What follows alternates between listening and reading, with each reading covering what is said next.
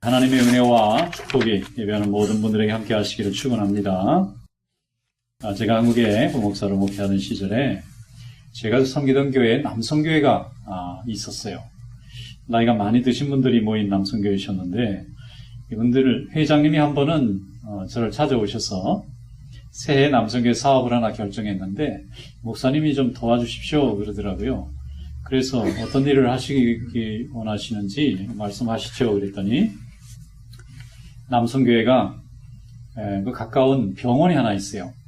그 병원에 주일 오후에 가면은 환자들이 많이 입원해 있는데 입원해 있기 때문에 이제 자기가 섬기는 교회를 가서 주일 예배를 드릴 수가 없잖아요.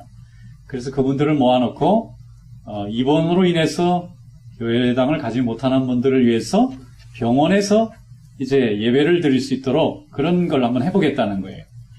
그리고 병원에 부탁을 했더니 병원에서 원장님이 그렇게 해도 좋다 이렇게 허락을 받았는데 문제는 다 평신도들만 계시니까 설교를 매주 할 사람이 없다는 거예요. 처음엔 돌아가면서 하자 그랬는데 다 손사래를 치고 그건 우리가 할 수 있는 게 아니다. 목사님 중에 한 분을 데리고 가야 된다. 그래서 이제 저한테 이제 부탁을 한 거예요. 보니까 말씀을 전하는 거니까 좋겠더라고요.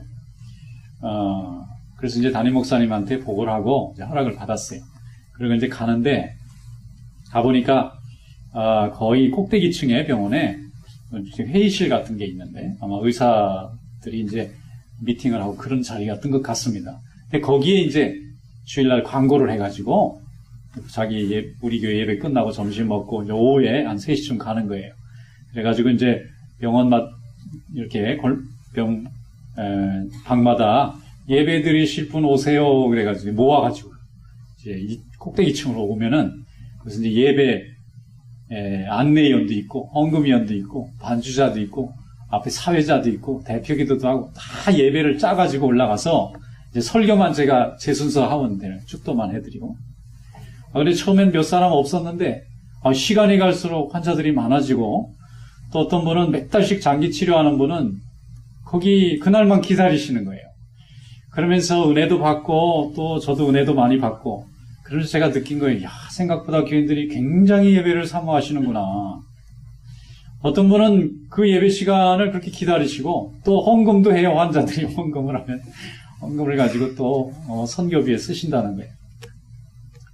그러면서 이제 예배가 끝나고 나면 또 뭐 간식도 먹어요. 주스도 먹고 맛있게 먹고 또 아픈 분 또 기도도 해주고 이게 완전히 교회가 하나 생긴 거예요. 그리고 나서는 이제 또 특별히 자기 병실에 누가 아픈 사람이 있는데 여기까지 올라오질 못한대. 그러니까 가서 좀 기도해 주십사 하고 부탁하는 분이 또 있어요. 그러면 또 같이 가야 돼요. 그런데 제가 교회에서 맡은 일도 굉장히 많거든요. 이건 엑스트라라고요. 내가 해야 될 일이 더 많은데 시간을 내서 가는 거니까 돌아오면 금방 또 저녁 예배가 시작이 됩니다. 피곤하거든요. 좀 쉬면 좋은데 그래도 목사에게 설교를 부탁하는 일이니까 좀 기쁘게 하죠. 어떤 때는 주일날 10번을 설교하는 날도 있다. 너무 설교하는 부서들이 많으니까 저녁 예배 설교라도 목사님 대신 맡으면 저녁에 한 10시쯤 집에 들어가면 말을 할 수가 없네. 너무 말을 많이 해가지고. 그런데도 마음이 기뻐요. 왜냐하면 복음을 전할 수 있는 거잖아요. 저는 또 설교부터 하는 거절을 안 하거든요. 그게 너무 재밌고 좋으니까.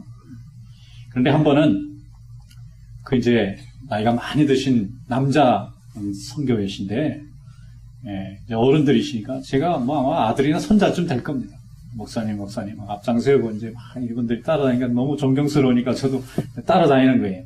그런데 이제 어느 병실에 가서 한 분한테 기도를 해줬는데 이분이 굉장히 은혜를 많이 받으시는데 바로 옆에 있는 분이 한참 쳐다보더니 저도 좀 기도해 주시면 안 되냐고 부탁을 하시더라고요. 그래서 아이고 그거 좋죠. 교회를 다니시냐 했더니 안 다닌대요. 그런데 어떻게 기도받는 건 아시느냐고 물었더니 자기가 주일학교 때 교회를 다녔는데 결혼을 교회 안 다니는 사람하고 하는 바람에 몇십 년간을 교회를 안 다녔다는 거예요.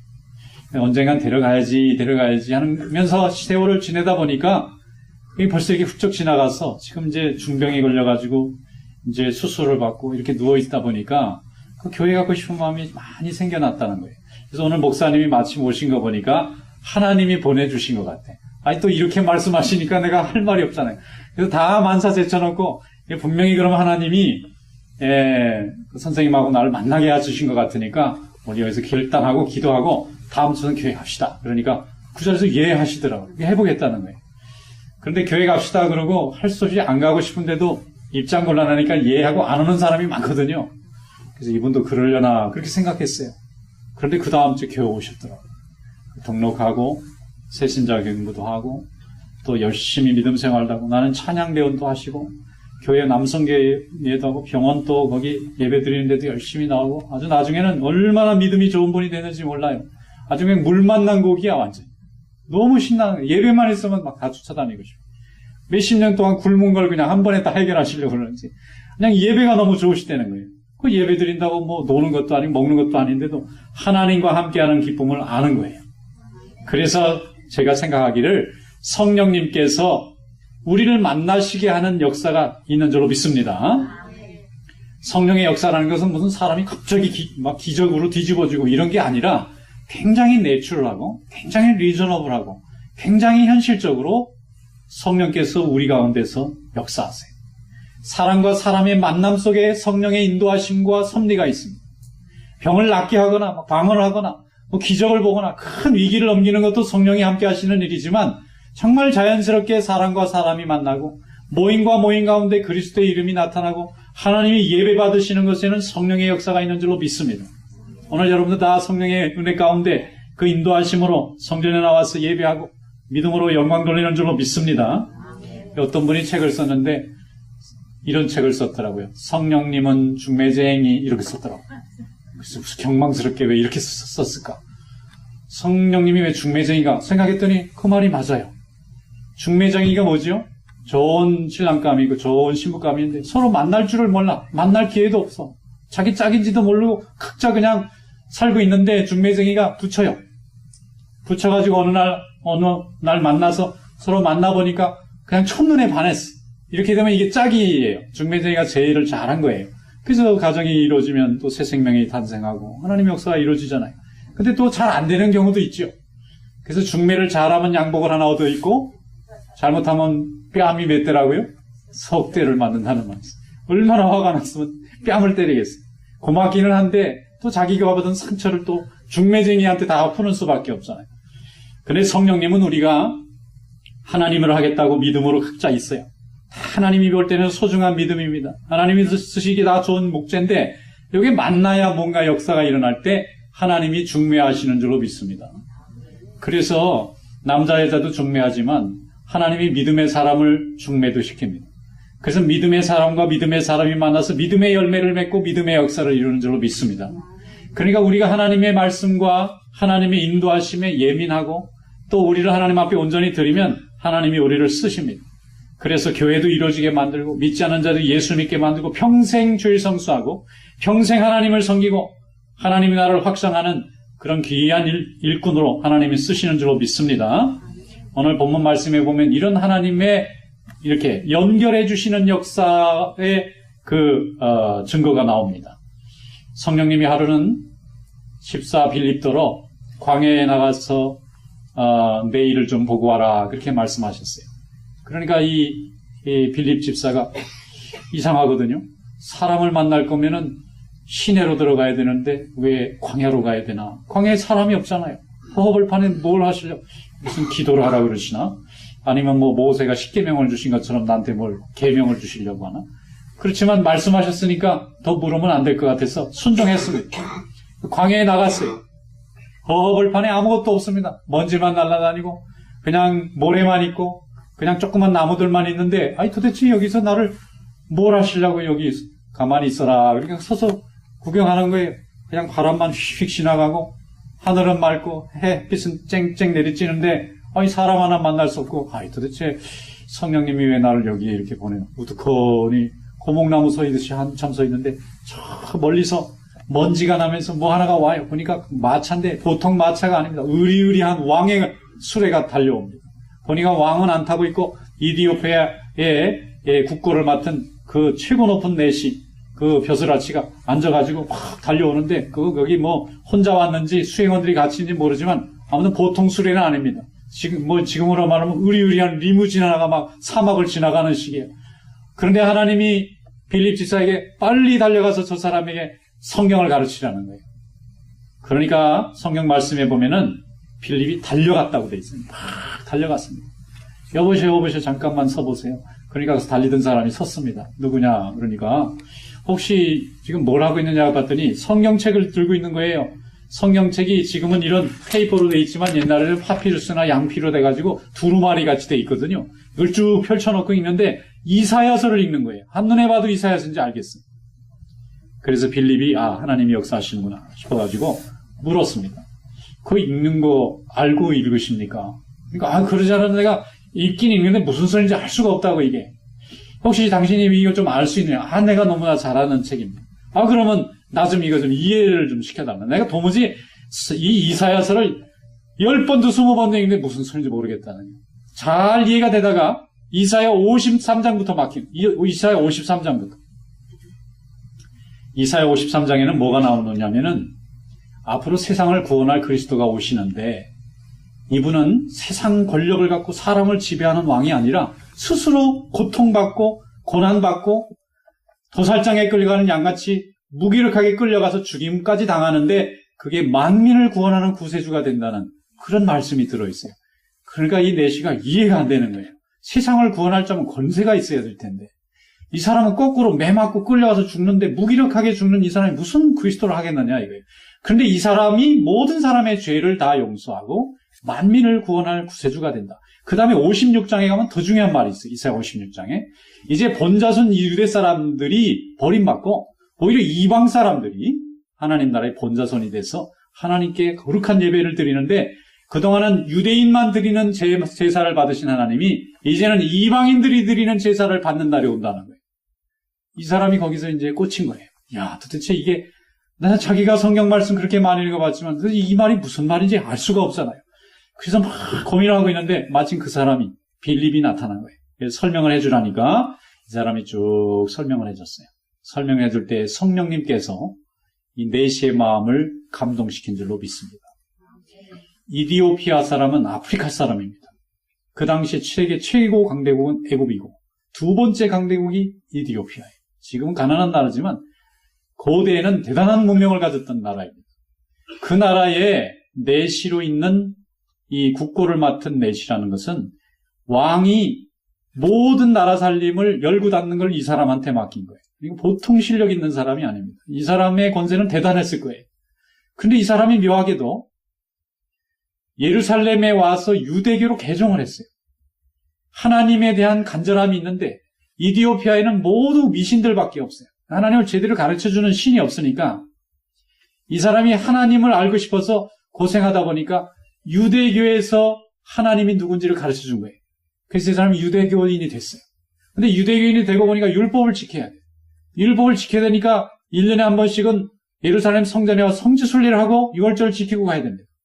유월절을 지킬 때마다 구약의 모든 성경 말씀을 배웠어요. 그러니까 이 사람은 성경을 처음 대하는 사람이 아닙니다.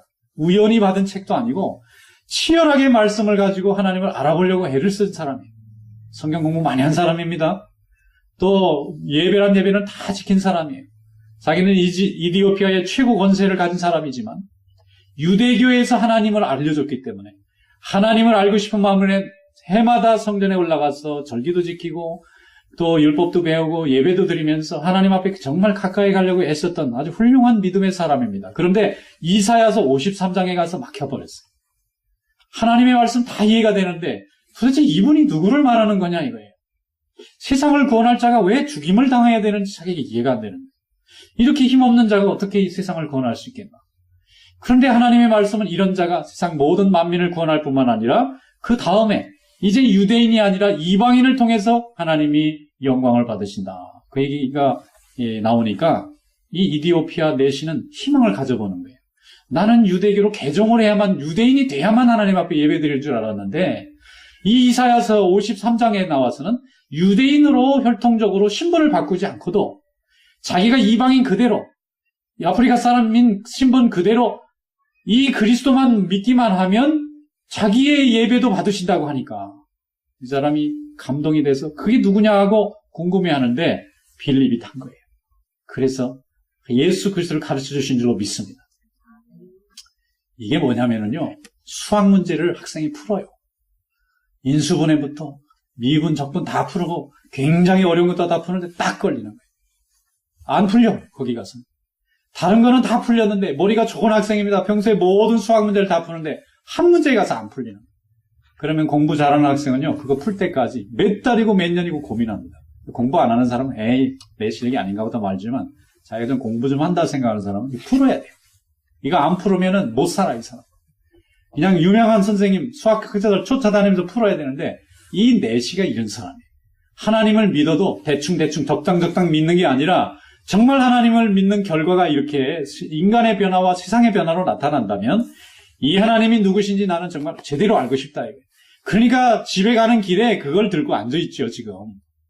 돌아가는 길에 얼마나 할 일이 많아요. 돌아가면 이 사람이 얼마나 할 일이 많아요. 그런데 이 이사야서에 막힌 이거를 누가 좀 풀어줄 수 있는 사람이 있는지 아마 마음으로 기도했는지도 모르겠어요. 그때 성령님께서 광야에 빌립을 보내신 줄로 믿습니다. 그러니까 그때 딱 원리만 풀어주니까 학자들은 간단하잖아요. 요거 이렇게 풀으면 돼. 이거 딱 풀면 나오잖아요. 공식대로. 공식이라는 건 누구나 그대로 풀면 똑같은 결과에 도출하잖아요. 이 내시가 하나님의 말씀을 예수 그리스도라는 이름으로 놓고 풀어보니까 다 풀리는 거예요. 그래서 할렐루야 영광 돌리고 내가 이제 예수를 알았으니 세례받고 예수의 제자가 되기를 원합니다. 그러니까 가다가 물이 보니까 즉석에서 세례받고 그대로 돌아가서 이디오피아에 기독교를 여는 첫 번째 사도가 된 줄로 믿습니다. 빌립이 가서 전도했으면 몇 사람 못했을 거를 그 나라의 최고 재정을 갖고 있는 막강한 권력자가 가서 예수를 전하니까 이디오피아에 교회가 생겨나서 지금도 그 유적에 보면요, 이디오피아의 교회는 2000년 역사를 가지고 있어요. 우리 한국은 기독교가 200년 정도밖에 안 되고 2000년이에요. 인도는 도마가 가서 복음을 전했어요. 2000년 됐어요. 하나님의 역사는 대단합니다. 하나님께서 이렇게 성령님의 역사를 통해서 각 나라와 각 열방을 하나님의 자녀로 부르시는 줄로 믿습니다. 거기에 다 쓰임받는 종이 된 것을 축하하고 주님께 영광 돌리시기를 축원합니다. 오늘 본문 말씀 한번 열어보시겠습니다. 이런 눈을 가지고 성경을 보면 금방 이해가 됩니다. 사도행전 8장 35절로 39절입니다. 다 같이 읽어보겠습니다. 시작. 빌립이 입을 열어 이 글에서 시작하여 예수를 가르쳐 복음을 전하니 길 가다가 물 있는 곳에 이르러 그 내시가 말하되 보라 물이 있으니 내가 세례를 받음에 무슨 거리낌이 있느냐. 이에 명하여 수레를 멈추고 빌립과 내시가 둘 다 물에 내려가 빌립이 세례를 베풀고 둘이 물에서 올라올세 주의 영이 빌립을 이끌어 간지라 내시는 기쁘게 길을 가므로 다시 그를 보지 못하니라. 아멘. 하나님의 역사는 오랜 세월 걸리는 게 아닙니다. 준비는 오래 걸립니다. 그러나 하나님의 역사가 눈에 나타나고 그 현상이 역사하는 것은요, 순간적으로 일어나는. 여러분, 하나님께서 이 귀한 제1장로교회 여러분 보내신 줄로 믿습니다. 이 보내실 때 하나님이 하루아침에 결정하신 게 아닙니다. 오랜 세월 동안 우리가 이 자리에 있게 하기 위해서 준비하셨어요. 모든 것을 섭리하셨습니다. 그리고 하나님이 부르시는 그 순간 아멘하고 응답할 때에 믿음의 열매가 나타나는 줄로 믿습니다. 내시가 오랜 세월 하나님의 말씀을 가지고 씨름했을 때에 빌립이 나타나서 한마디 가르쳐주니까 금방 변해됐잖아요. 하루가 안 걸렸어요, 이 사람 변화받는. 글쎄 1시간도 안 걸렸을지 모르겠습니다. 그 이치를 깨달으려고 애를 썼기 때문에. 그래서 여러분 제자훈련 열심히 받으시기 바랍니다. 성경 공부도 열심히 하시고 예배도 열심히, 무엇이든지 열심히 하는 자는 열심의 결과가 있습니다. 근데 대충 그냥 하다 말다 아무것도 없어요. 그럼. 이사야 56장 6절로 7절에 이렇게 되어 있습니다.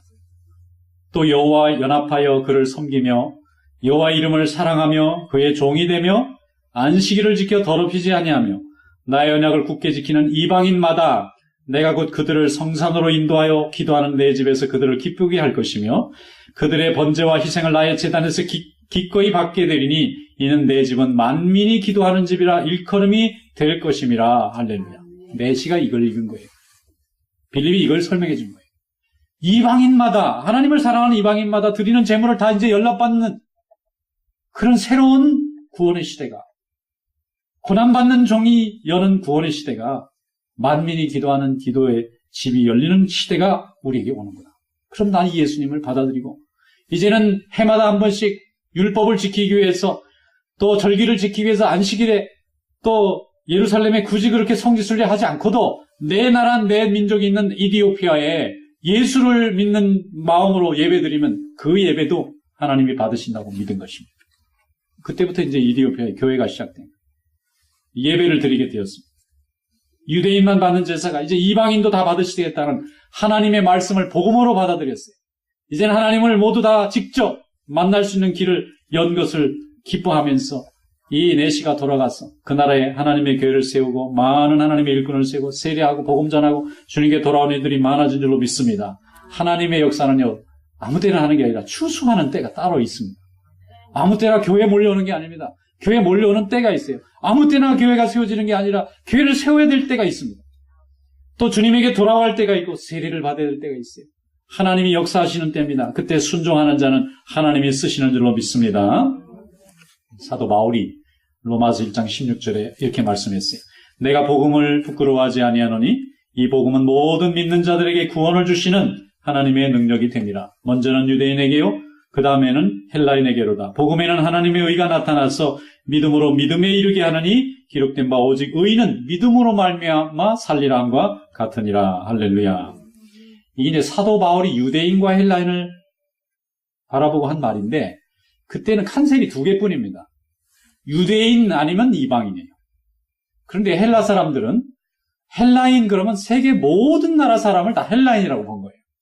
왜냐하면 그 당시는 헬라 말을 쓰고 헬라의 문화를 가지고 사는 사람만 존재했으니까, 그 유럽에. 그 사람들이 아시아라 알았거나 아프리카라, 아메리카라 알았으면 거기도 다 헬라라고 생각했을 거예요. 그러니까 이 말은 유대인 아니면 온 세상 사람들을 모두 다 하나님이 다 복음을 주시는데 믿음으로 주님 앞에 나오는 자는 다 구원을 받을 수 있는 길을 열어주셨다, 그런 얘기예요. 사도 바울이 이것을 알았기 때문에 기독교를 핍박하고 예수 믿는 사람들을 찬멸하러 가다가 하나님이 온 세상 사람을 구원하신다는 걸 알고 회개하고 깨어져서 복음 증거자로 평생 살게 된 줄로 믿습니다. 그래서 우리에게 이렇게 기쁨의 큰 축복이 오는 것입니다.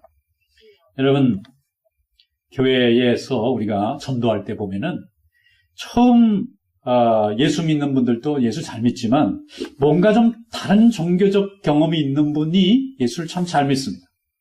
절에 다니신 분, 제사를 잘 모신 분, 이분들이 이제 개종을 하거나 예수의 영에 사로잡혀서 하나님의 자녀가 되고 나면요, 그 예전에 믿던 그 믿음만큼 교회에 와서 예수를 그렇게 믿어요. 얼마나 열심히 믿는지 모릅니다. 아무튼 이 다른 신을 몰라서 그랬는데 열심히 눈에 보이지 않는 세계를 주관하는 분이 있다는 것을 인정하고 그분께 열심히 신심을 다해서 섬기던 게, 예수 믿으면 그게 다 이쪽으로 와요. 그래서 예수를 얼마나 잘 믿는지 모릅니다. 그래서 이 예수 안 믿고 다른 종교를 믿는 사람도 우리가 실망하지 말고 복음을 전할 수 있기를 바랍니다. 복음은 생명과 관계되기 때문에 예의를 차리는 게 아니고요, 구원의 문제예요. 마음을 편안하게, 이게 문제가 아니라 구원을 주느냐 아니면 구원을 못 받게 하느냐, 이런 문제이기 때문에 복음을 전하는 거죠. 그래서 복음 전하는 때에 제일 어려운 사람이 누구냐면 무신론자. 신이 없다고 생각하는 사람을 예수 믿게 하는 게 너무너무 힘들어요. 그래도 절에 다니거나 제사를 모시거나 다른 종교를 가는 사람, 신이 있는 건 알아요. 그걸 인정합니다. 자기가 믿는 신이 아니라는 것 때문에 거부감 있는 거지. 근데 참신이 하나님이시고 예수 그리스도를 통해서 성육신하신 그리스도다라는 것만 정확하게 이해를 하면은요, 금방 다 바뀝니다. 은혜 받을 수 있어요. 생명의 하나님을 붙잡고 주님 전에 돌아옵니다. 근데 신이 없다. 이 세상은 유물론적 사고방, 유물론적 세계관 속에 갇혀 있는 사람은 이 세상 다 물질로 되어 있는데 거기 무슨 혼이 있느냐 이거예요. 그리고 이 인간을 다 분해하면 물질로 돌아간대. 인간이 정말 물질만 있는 거예요? 그러면 어떻게 우리가 존재할 수 있을까요? 아니라고요. 유물론 이외에도 하나님이 가지고 있는 유실론, 우리의 영과 혼이 있다는 걸 인정하는 사람은요, 예수 전하기가 참 좋아요. 그래서 어떤 분은 교회 나오기 전에 대학에서 불교 신도 학생 회장도 하시고 나중에는 절도 세워가지고 큰 불공도 드리고 그런 분이었는데, 예수 믿고 나니까 자기가 예전에 섬기던 그 신을 섬기듯이 막 교회에 나와서 얼마나 열심히 믿음 생활하는지 하나님이 쓰시더라고요. 할렐루야. 우리 기독교 역사 중에 1900년대 초에 길선주라는 목사님이 있었어요. 이분은 평양에서 장대현 교회라고 하는 교회를 목회하던 담임 목사님이신데, 이분이 복음 전할 때 많은 사람들이 죽게 돌아오고 평양에 대부흥운동이 일어나서 그 해 한 해에 예수 안 믿던 사람이 100만 명이 예수를 믿고 신앙생활을 시작했다. 그런 기록이 있습니다. 그런데 이 길선주라는 분이 어떤 분이냐면 한학자예요. 유교의 아주 대표적인 학자예요. 그래서 이 동양의 고전이란 고전, 학문이란 학문은 아주 통달했던 사람, 아주 위대한 학자입니다. 그런데 이분이 열심히 노노맹자 대학 중용 다 가르치고 제사 다 가르쳤는데 사람이 안 변하잖아요. 세상도 안 변하고 나라도 안 변하잖아요. 그래서 이분이 충격을 받고 고민할 때 예수의 복음을 전해가지고 이분이 예수를 믿었어요. 그리고 나서 그동안 학문을 하던 그 방법론을 가지고 성경을 공부하고 예수를 연구해보니까 이게 참 하나님이신 거예요. 이분이 변화받았습니다. 그리고 나중에 장로님도 되고 그 하나님의 말씀에 대한 열정이 그냥 넘쳐가지고 신학까지 가서 목사님이 되셨는데, 이분이 복음 전할 때에 많은 사람들이 유교의 정신세계를 가지고 있는 수많은 하나님의 백성들이 그 유교적인 논리와 용어와 그리고 터미놀로지와 이 체험을 가지고 설명하니까 한국의 교인들은, 한국 백성들은 그 당시 대부분 유교의 세계관을 가지고 있었잖아요. 부모가 죽으면은 조상 신이 돼서 이 후손들을 축복해 준다. 그래서 묘도 잘 써야 되고 또 죽은 부모님들 제사도 잘 모시는데, 이게 다 하나님의 말씀하고는 맞지 않다는 것을 설명해 주니까 사람들이 다 주님께 돌아와서 하나님의 나라가 이 우리나라에 크게 전파되는데 얼마나 크게 쓰셨는지 몰라요. 할렐루야. 그래서 말이죠, 하나님은 누군가 이 땅에 사람들을 고치시거나 변화시킬 때에 하나님이 부르시는 사람을 쓰시는 줄로 믿습니다. 그래서 우리가 하나님 앞에 명령을 받았을 때 순종하는 것이 중요해요. 빌립이 자기 주장이 너무 강해서 광야로 가라 그럴 때 안 갑니다. 나는 광야보다는 좀 효율적인 사람이 많은 시장에 가서 전하겠습니다. 그랬으면 못 썼을 거예요. 요나는 하나님이 니느웨 가서 복음 전해라 그러니까 싫어요. 그러고 배 타고 다시스로 도망가다 다시는 못 돌아오게 붙잡혀가지고 고래 뱃속에 들어갔다 나와가지고 다시 전하게 되잖아요. 빌립은 하나님이 말씀하셨을 때 복잡하게 생각하지 않았어요. 하나님이 뭔가 계획이 있으신 나를 쓰시나 보다. 그 하나님의 일의 일부에 내가 쓰임받나 보다. 이걸 분명하게 했습니다. 그래서 광야로 가라 그러니까 광야로 갔고, 올라가라 그러니까 올라갔고, 말씀을 가르치라 그러니까 가르쳤고, 기다려라 하니까 기다렸어요. 하나님은 이런 순종하는 종을 사용하시는 줄로 믿습니다. 그러니까 예수 믿을 때 너무 자기 주장이 강한 거 별로 안 좋습니다. 누구의 주장이 강해야 될까요? 우리 주님의 주장이 강해야 돼요. 내 주장이 너무 강하면 내가 주님보다 낫겠어요? 내 판단이 주님보다 앞설 수 있겠습니까? 제가 TV를 보니까 축구 선수들이 축구를 잘합니다. 럭비를 한번 보니까 럭비 선수들이 너무 잘해요. 그런데 생각을 해봤어요. 누구는 축구도 잘할 수 있고 럭비도 잘할 수 있는데 누구는 선수가 되고 누구는 선수가 안 됩니다. 어떤 분을 운동장에서 보니까 너무 공을 잘 차요. 그냥 선수가 더 잘 차. 근데 그 사람 선수가 아니래. 그런데 선수들은 잘 못 차는 것 같은데도 경기에 올라가면 너무너무 잘해. 그래서 선수와 안 선수의 차이가 뭔가 생각해 봤더니 차이가 감독의 지시대로 움직일 수 있으면 선수고, 감독이고 뭐고 내가 하고 싶은 대로 막 하고 싶은 사람은 안 선수야. 이런 사람 선수로 운동장에 올릴 수가 없어요. 감독이 당신은 수비를 잘 봐야 된다. 그런데 한참 보니까 막 속이 터지는 거예요. 자기 핀이 공을 못 두고 자꾸 헛발질하니까 에이 모르겠다고 앞에 나와가지고 막 전방에서 골을 넣고 막 뛰다가 자기 팀 수비가 없어서 뻥 뚫려가지고 골 먹으면 어떻게 되죠? 그 선수 빼야 됩니다. 또 야구할 때 감독이 이번에는 선수들이 1루, 2루, 3루에 나가 있으니까 당신은 딱 희생번트만 하면 네가 치고 죽으라 이거예요. 아 그런데 이거 모처럼 기다려서 한번 나왔는데 나보고 치고 죽으라니 나 그렇게 못합니다. 그러고 그냥 홈런 한 번 치려고 확 휘둘렀는데 삼진 아웃 당하면 3점, 4점 얻을 거 빵점이잖아요. 이렇게 되면 어떻게 되죠? 그 다음에는 빼야죠. 실력은 있고 재주는 출중하나 다른 사람하고 같이 연합해서 일을 할 수가 없잖아요. 이게 바로 선수의 차이예요. 여러분 그저 믿음 좋은 사람 되지 말고 믿음의 선수 되는 성도 되시기 축원합니다. 우리 예수님이 감독 되시는 팀에 우린 선수예요. 그분이 우리에게 나가라 그러면 나가고 기다리라면 기다리고 뛰어라 하면 뛸 때 그대로 순종만 하면은 결과는 주님이 다 책임집니다. 내가 책임 없어요, 그거는. 주님 지시대로 내가 했을 뿐인데 망해도 주님이 이기게 하실 그 성해도 하나님이 축복해 주실 건데 무엇이 문제겠어요? 하나님의 나라의 좋은 믿음의 선수 되시길 축원합니다. 마태복음 3장 15절에 예수님이 세례요한에게 세례받으러 갔어요. 그랬더니 세례요한이 말도 안 된대. 손사래를 칩니다. 나는 당신의 신발끈 묶는 것도 자격이 없는 천한 죄인입니다. 하나님의 아들이 어떻게 죄가 세례를 줍니까? 세례는 죄 없앤다는 건데. 그랬더니 예수님이 우리가 이와 같이 하여 모든 의를 이루는 것이 합당하니라. 이게 지금 누가 높으냐 낮으냐 문제가 아니다. 우리가 합심해서 세례를 주고 하나는 받고 하나는 이 일을 통하여 앞으로 많은 죄인들이 세례받고 구원받는 일이 되면 되지 않겠느냐. 그래서 예수님이 자청의 세례를 받으셨다고요. 그때 하늘이 열리고 성령이 비둘기같이 예수님의 머리에 내리는 게 보였더라. 그렇게 돼 있잖아요. 여러분, 순종하는 사람을 통해서 하나님이 사용하시는 줄로 믿습니다. 순종이니 사람한테 순종하라는 말이 아니고 하나님의 뜻에 순종하라는 거예요.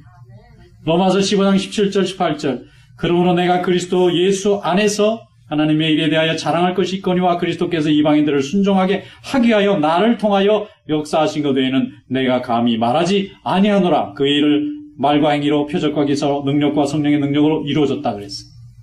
내가 하나님의 일에 대해서 나는 그저 나를 통하여 일하신 거지 내가 일한 거 아니다.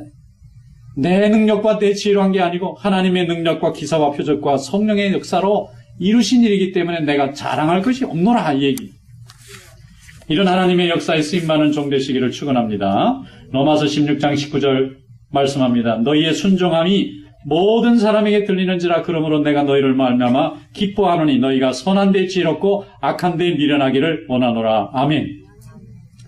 우리가 세상에 나가면 좀 미련해 보여야 돼요. 똘똘해 보이면 이거 좀 문제 있어요.